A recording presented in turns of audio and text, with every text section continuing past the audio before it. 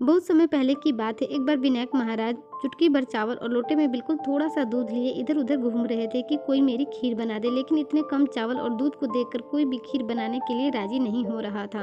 आखिर जरा से दूध और चावल की खीर कैसे बनती? विनायक महाराज जी की परेशानी बढ़ती जा रही थी। तभी विनायक जी की मुलाकात एक बुढ़िया से हुई। विनायक महाराज जी ने जब उस बुढ़िया से खीर बनाने के लिए कहा तो एक पल के लिए वो बुढ़िया भी सोच में पड़ गई कि आखिर इतने कम चावल और दूध में खीर बने तो कैसे बने। लेकिन फिर कुछ सोचकर बुढ़िया खीर बनाने के लिए तैयार हो गई। वह बोली, लाओ बेटा, मैं बना देती हूँ। बुढ़िया विनायक जी से चावल और दूध लेने के बाद बाहर जाने लगी तो विनायक महाराज जी ने उस बुढ़िया को बाहर जाते हुए देख लिया। तब विनायक जी महाराज बोले, आप कहाँ जा रही हैं अम्मा? बुढ़िया बोली, बेटा, पड़ोस के घर से बर्तन मांगने जा रही हूँ। विनायक जी बोले, अम्मा, पहले अपने घर में तो देख ले। बुढ़िया जब वापस अपने घर के अंदर गई तो उसने देखा कि अंदर दूध का टोकना भरा है, चावल की परात भरी है।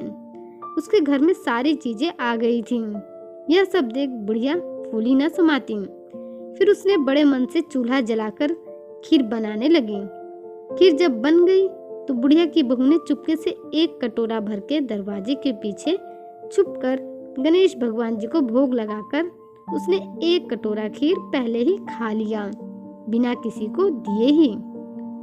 बुढ़िया जब खीर लेकर आई तो विनायक जी से बोली, आओ बेटा, खीर खा लो।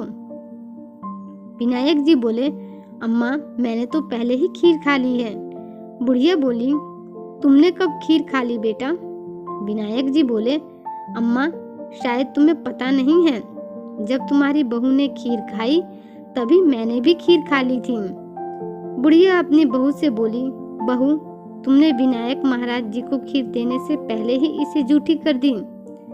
बहू बोली, अम्मा, खीर बहुत स्वादिष्ट दिख रही थी और उसकी खुशबू भी बहुत आ रही थी, तो मुझसे रहा नहीं गया, इसलिए मैंने एक कटोरा भरकर खीर पहले ही निकाल ली और विनायक जी को भोग लगाकर खीर खा ली थी। बुढ़िया विनायक जी महाराज से बोली, बेटा, अब मैं क्या करूं? ये खीर तो जूठी हो चुकी है। विनायक जी बोले, अम्मा, तुम खा लो और सभी लोगों में भी बांट दो।